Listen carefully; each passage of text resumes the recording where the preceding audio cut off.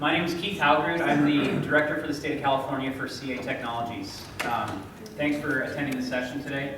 The genesis for this session was really a dialogue with a few different people. We started talking about all the massive breaches and security events happening, and it's just really pervasive in the press. You look at stuff like the OMB breach, and every single day there's something else going on. But then in talking to our colleagues on the state side of the business that are focused on cybersecurity,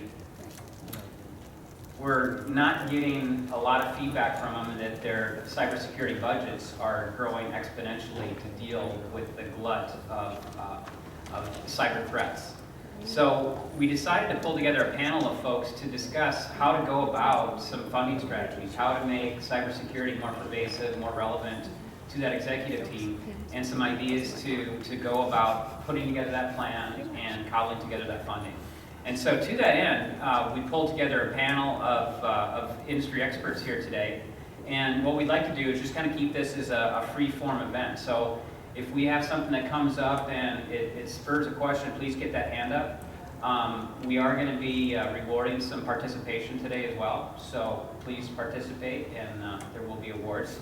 So introducing that panel that we have compiled for you, we have Joseph Munso. Mr. Munso is an expert in finance and administration of California's publicly funded health and human services programs. Over a state-level career spanning nearly 4 decades, Mr. Munso has held a variety of senior executive positions. Most recently, Mr. Munso assisted the California Health Benefit Exchange in early implementation stages of organizational development and assisted the Brown administration in determining policy and financing considerations for Medi-Cal programs under the Accountable Care Act. Mr. Munso also served as Undersecretary, California Health and Human Services Agency, Deputy Secretary, California Health and Human Services Agency, Deputy Director, First 5 California, Chief Deputy Director, California Department of Health Services, Deputy Director for Administration, California Department of Health Services, Chief of Financial Management Branch, California Department of Social Services.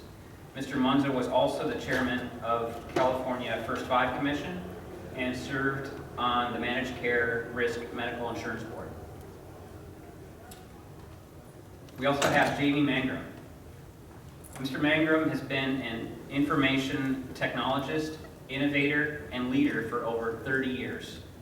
Mr. Mangrum has served California in many IT leadership roles, including Chief Information Officer, the California Correctional Health Care Services, Assistant Secretary, California Department of Corrections and Rehabilitation, Chief Information Officer, California Department of General Services, and Mr. Mangrum is currently Chief Information Officer at the California Department of State Hospitals.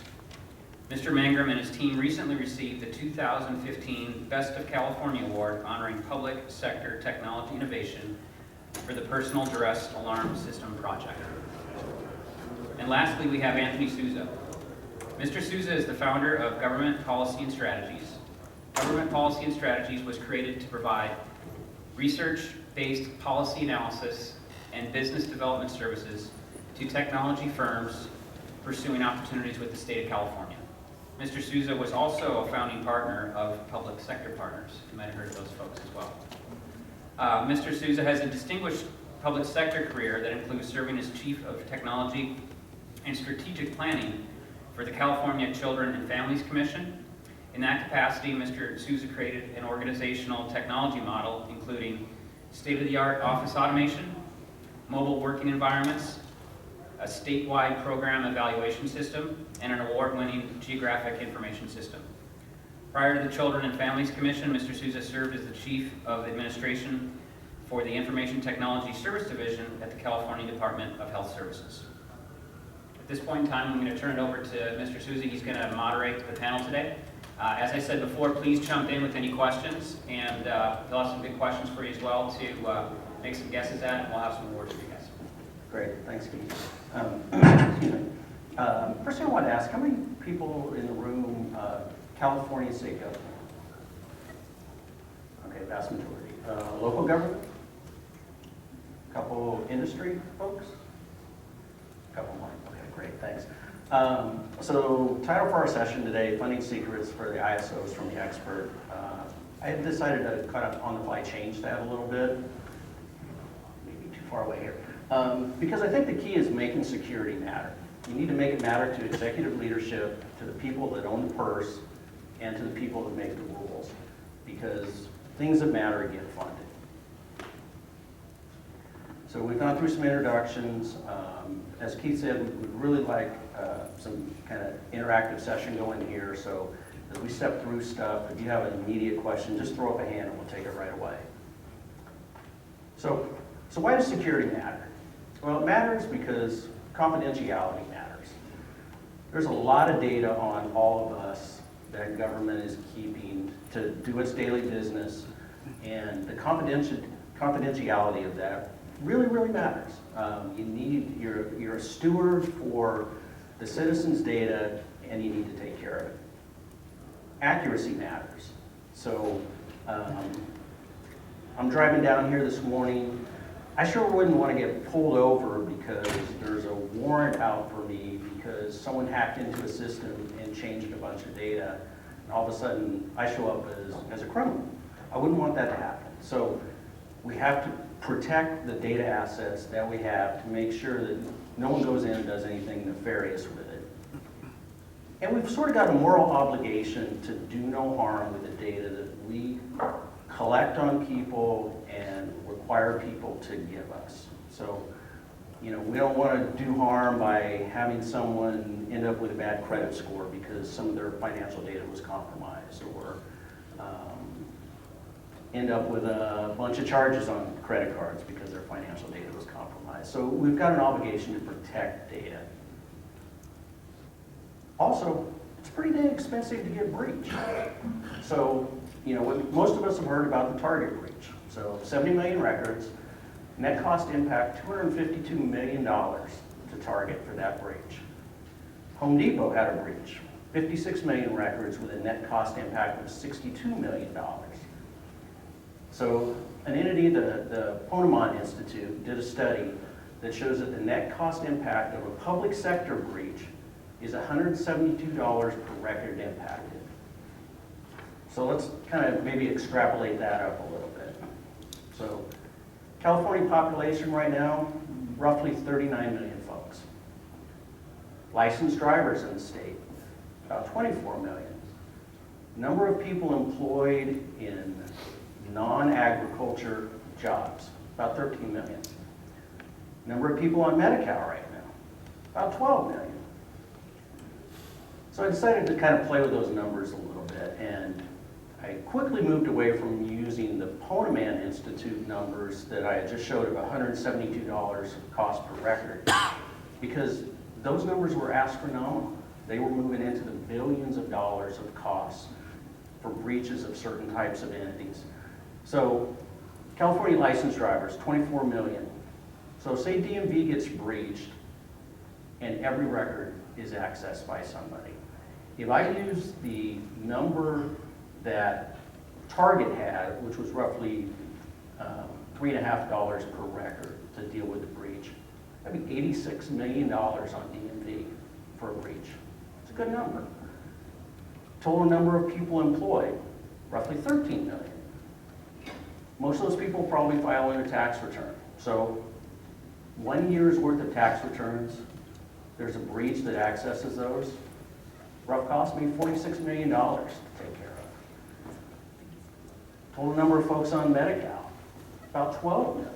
So all those Medi-Cal folks, a lot of public health information there, maybe $43 million to deal with that breach. Now these numbers are hypothetical, but you can do the math on them, and they extrapolate out pretty well. So right now I'm going to kick a question over to Joe.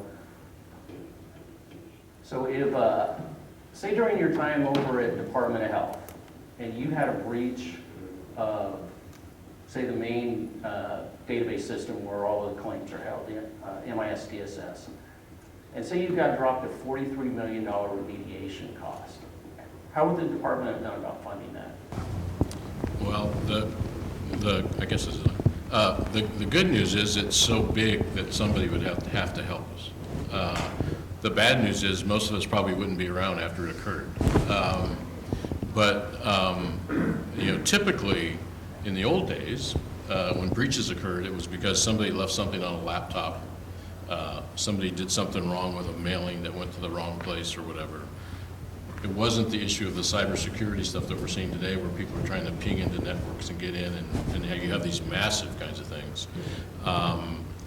So I think when it gets to that large of a size, you'll be reacting with your control agencies and the legislature to try and deal with something that large. The problematic ones become if it's a smaller breach, and say it's 5 million or 7 million, then typically you got to figure out how you're going to look inside your organization to try and figure out how you're going to fund that and deal with it. The smaller it becomes, the more people are going to look at you to figure out how you're going to fund it.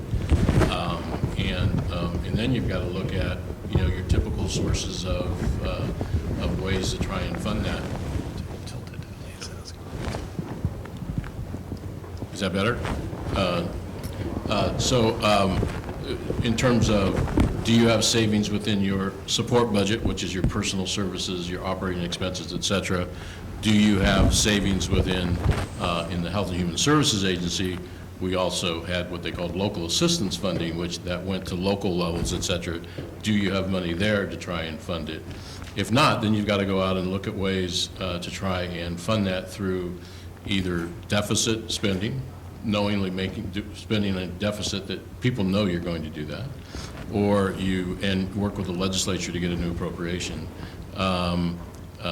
or try and figure out where else you can take it from within state government, if there is a fund to do that. But the issue with the larger it is, actually probably the easier it is to get the money, because somebody has to help you. And it's so large, you don't have a way to figure it out. The smaller it is, that's when it gets tougher. So to get breach, go big. Yes. So at this point, any questions before we keep rolling through? Okay. So we're starting to see maybe what the magnitude of a potential problem is from a dollar perspective. So now we're also starting to see that maybe it's getting on people's radar a little bit. So you've got Russ and his folks that are putting on this great event, working with Carlos and his shop to get this together. Recently, the Bureau of State Audits came out with a pretty comprehensive audit that they did on how well prepared state agencies were from a security perspective. Just spot check, how many people have read through that? Okay, most of you. It's a good read. It's like 80 pages. You can find it out at csa.ca.gov. Nice read. Common theme throughout that audit report.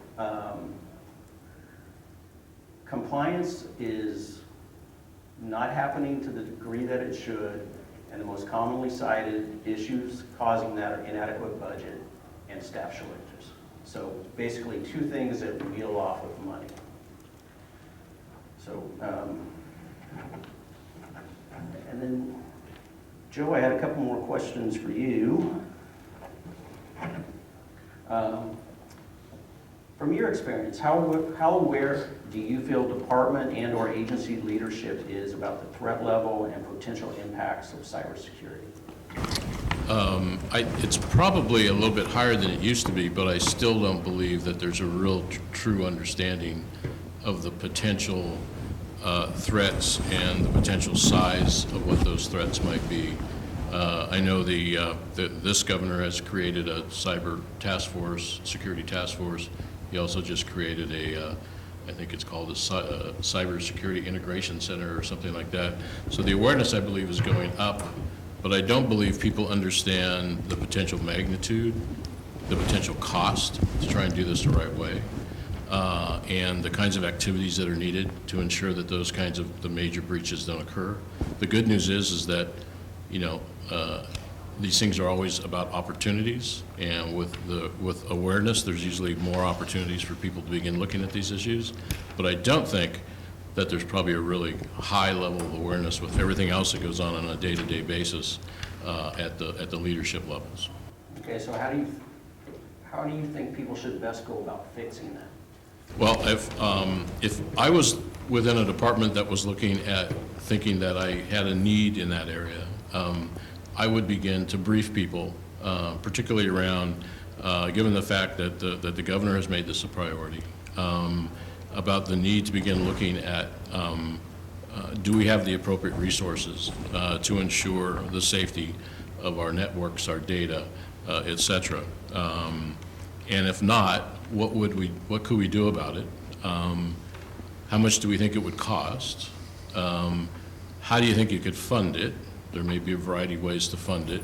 In the Health and Human Services Agency, there's a lot of different funding sources, so there could be various opportunities. So you need to look at all your funding sources, and could you get help from the federal government? Could you get help from fee payers, et cetera? And then, how best to bring that forward to make it a priority for folks. Is it best through the normal budget process? Would it be best to bring it through the task force process that's been established? So it's raised in that level. It might be best to bring it in both ways. But first you have to convince your leadership that it's a critical budget issue, and where does it shake down from a priority standpoint. But those are the things that I would look at. Okay, great. Any questions? Well, it's kind of striking that I hear you have to convince your leadership, where my stance would be more so that there's a set standards and policies in the state where there's really no convincing to have to do the leadership. You just apply the policy and adhere to the standards within that policy. I think absolutely agree, and Bill, with the guy's follow-up, my quick response. Absolutely agree. I think that there are good policies in place, and that the best policy is to follow the policies. I think what we're seeing from the time that I spent out with CIOs and security officers, and then reinforced by the work that the state auditor did, there seems to be a lack of resources, both staffing and financial resources, to actually implement and keep those policies current. So, guys, Jamie, thoughts on that? I think that, it's across the board, whether it's in information security, technology, or just the business, there's always a shortage of resources, whether people or budgetary. I think that, quite honestly, what you just said, and I apologize for making this statement, you kind of lead into my perspective on this. We automatically assume that there are policies in place and that people will do things based on the fact that there's a policy in place, and that's not always the case. Matter of fact, in most cases, it's not.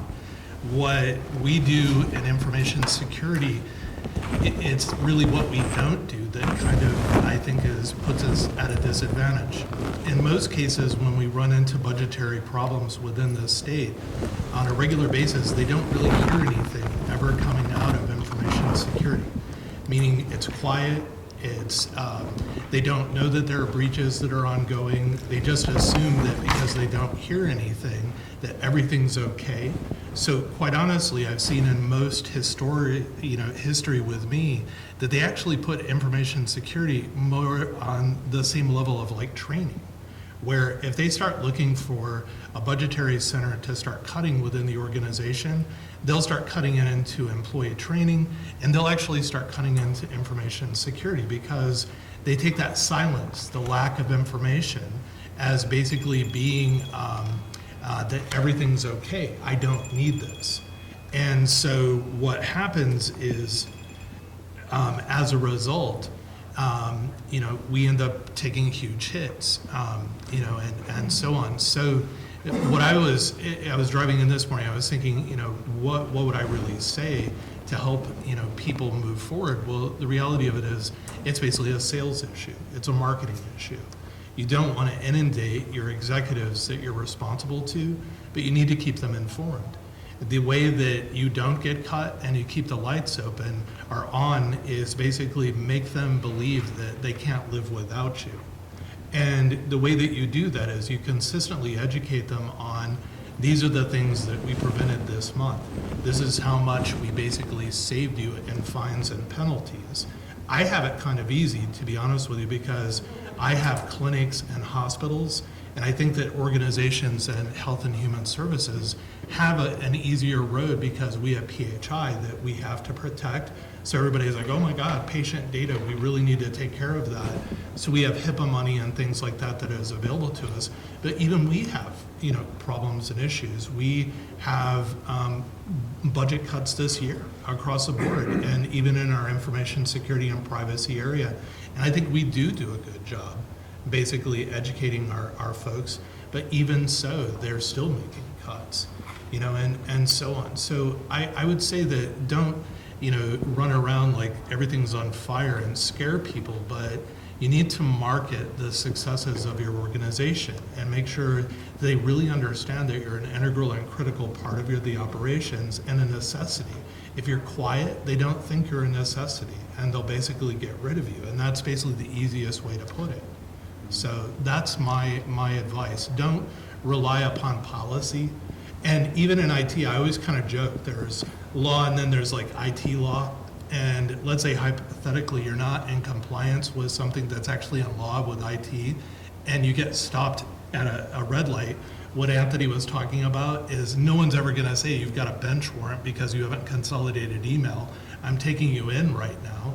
It's basically, it's IT law. It's in some ways, it doesn't hold quite as much. So you can't rely upon that. You just rely upon good people understanding a threat and that it actually does impact them, and how then they actually respond and fund something along those lines. Great. Any other questions? Okay, so kind of a little common thing we heard from both Jamie and Joe was people have to understand that security is a priority because money's going to follow the priority. So we're going to take a little detour for a second and hand out some gifts for some people who've got some good answers, just to kind of do a level set on budget priority in the state. So first question, and we'll let maybe two people try to answer it. So how much was requested to expand and sustain the Healthier You State Employee Workplace Wellness Pilot Program in this year's governor's budget? Come on, a couple of hands. We've got Starbucks gift cards. Was it on the scope of how many employees you have? Well, you can just make a guess for the dollar amount. So 2 million. 2 million? 10. 10. Okay. Actually, not a whole much. About 120,000. So I guess that gentleman right there. Okay, numbers get bigger coming up though. All right. So how much was requested for the planning, just the planning phase, development of the sea level rise database? 500,000. Ah, you already won. Less than around 250? Oh, okay, anyone else? Okay, right here, 150. Okay, so how much was requested to increase the funding for the evaluation of medical care provided to inmates in California? Ma'am? 4 million, okay. 5. Okay, 3.85, so. Okay, so how much funding to increase the amount going out to local arts programs in California? Guesses? 7 million, anyone else? Okay, over there, 5 million. All right, this was one of my favorite ones. So, how much was requested to increase the funding for the disposal of illegal fireworks as an add into the state budget this year? 75,000. Okay. Anyone else? 1 million. Okay, ma'am. 1 million. Okay, and you said how much? 75,000. Okay, so it goes over to the young lady over there. Actually, $5 million to dispose of illegal fireworks. So, bonus question. What is the backlog in total weight of those fireworks?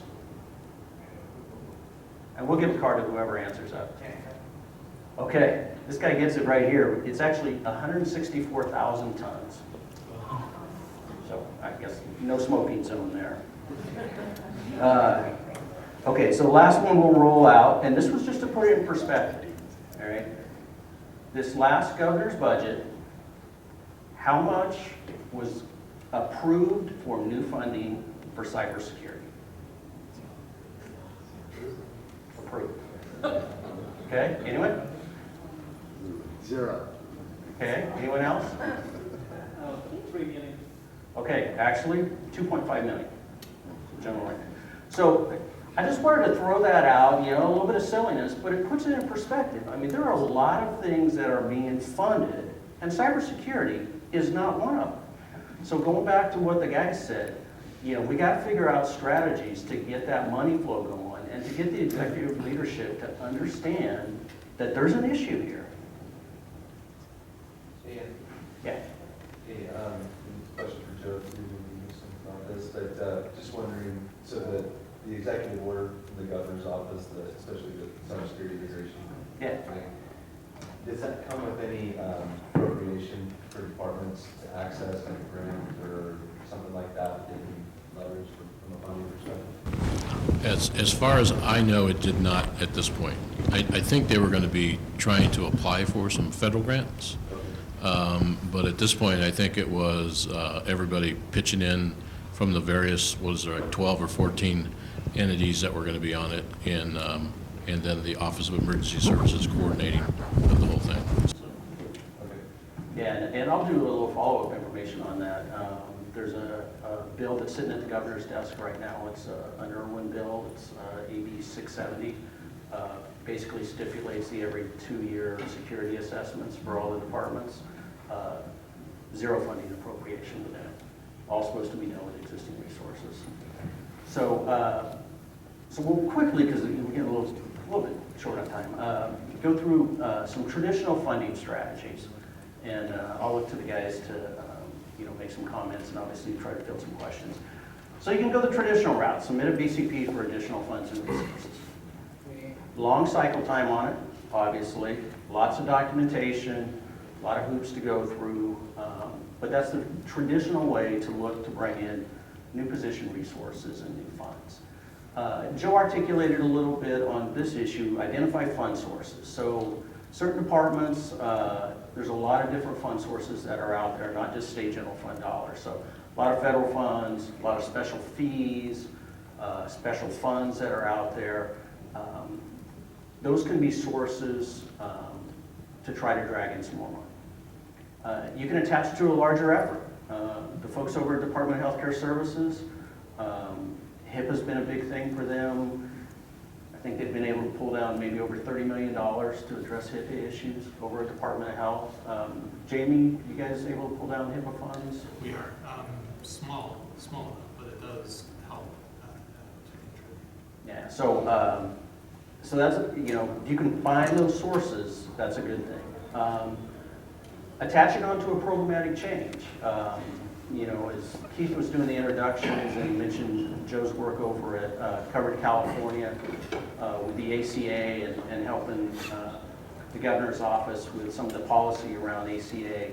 When you have major programmatic changes that are sweeping in billions of dollars in new money to the state, if you can try to wrap a security element into that programmatic change, typically you can access some of that money. So you can try to incorporate security into a new technology project. So you've got a project that you're going to stand up, you're going to ship it over to Carlos's shop to have him do the reviews and stuff. You can make that paradigm shift in thinking that every time I stand up a project, I'm going to try to wrap more and more security into it and even try to make up for past security shortfalls. You can try to get a department to sponsor a legislative package that includes funding. Once again, kind of a long cycle time for that, but it's a chance to be a little proactive in your thinking and try to get that. And then there's traditional redirection inside of a department. So if you can elevate to your executive leadership that you've got more need than someone else inside, you can try to access money that way. So I'll kick over to the guys. Anything else you want to add to this list? No, I think if there's a way you can figure out how illegal fireworks are a part of it, sounds like there's an opportunity there. No, I mean, there's only so many ways. I think everybody here knows probably those if they've been in state government for, a week and a half. I think, it's the squeaky wheel, and you do have attention within this administration of the need. I would take advantage of that if you really think that you need resources. And we talked about the policy should drive the resource need. That's true. There's tons of policies that aren't funded. And what policy becomes the priority policy in terms of getting those resources. And so I would think that if it's this is a real appropriate time to begin looking at that analysis and raising those issues up. Because it looks like it is a priority within the folks in the horseshoe right now. Again, though, it's going to come up against a lot of priorities as it goes through the budget process in terms of healthcare, school funding, local funding, et cetera. And so it'll be a tough road, but there's no harm in trying if you think it's a big need. So I think you've got all the basic ways there, Jamie. I don't know if you. I think that unless you have some sort of a catalyst event where a large-scale breach, the likelihood of you getting a standalone BCP package, budget change proposal package out of your own department and agency because of competing, needs is not very high. And so you're left then with, I'd say, two viable strategies that you've already pointed out, where you really need to try to, in a very small amount in each package that you take forward where you're deploying a new system, a new technology, folding it into that, you're asked. So it's basically part of something larger, and they can see that as a tangible alignment with, well, you need this, okay, this is a supportive need. And to be honest with you, the way they're gonna look at it is, if you're deploying a huge case management system and you need one person on your call center and things like that, they'll understand the logic of the increase.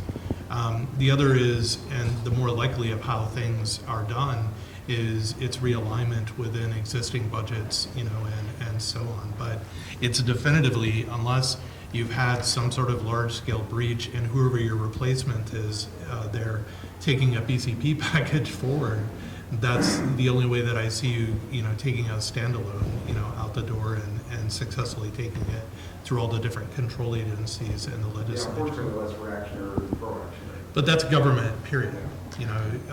That's how we conduct our business, is most of the time, if you look at key actions and things that are funded that we're doing, they tie back to some sort of a catalyst event that occurred, whatever it is, that kind of drives that change. That's unfortunate, but it really is how we do things.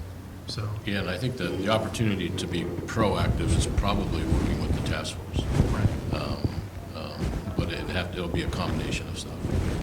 That'd be the real proactive place right now if you could get some movement there to look at standardizing funding, making it part of standard costs as you get budgetary approvals, those kinds of things. Because I agree with Jamie, it's hard when it shakes up all the way through from a priority standpoint. Unless you're trying to address something that happened, it'll be a tough sell. I'll be happy to, anybody that wants, I'll either sell you a psych facility or a hospital or a portion of it. And then, that actually may help you at least achieve some gain. Then you have HIPAA and other funds that are available. So if you guys want to see me afterwards, I'd be happy to sell you a unit, a wing, whatever, so. Okay, yeah, absolutely. So I have a question on both lines, basically. It's a general question. When I talk to my accounting department, during the planning, they do a yearly planning for projects. One question they always ask, what is the percentage of, how much money you need? So is there a standard or something that you use? 5% of every project is required. If the total amount of a project cost, let's say 5% or 2% is required for a security or all data security. So is there a kind of recommendation that falls for anything? So I can tell every time here is the percentage. Sure. You can plan better. Well, so there's, you can rely upon like things like the Gardner source of information, but the reality is that that's not really accepted in government because it's aimed at the private sector, and you're never going to get what Gardner says you should have in ratios for anything. So it's more or less, it's just, I'd say precedents, within the state where others are doing the same. Right now, I don't have a percentage and an algorithm that I can give you, and it's something that for a lot of our needs in IT and information security, we need to start developing that. I'd say contingency ratio of if you increase this much of your footprint of technology that you're deploying and things you need to protect, what is that magic percentage then ratio of adding X number of staff and support people? The reality of it is organization, any support entity like HR, your own accounting organization and so on is facing exactly the same types of challenges of how do you grow as a support organization without being a revenue generating organization and increase your staff in dollars. So.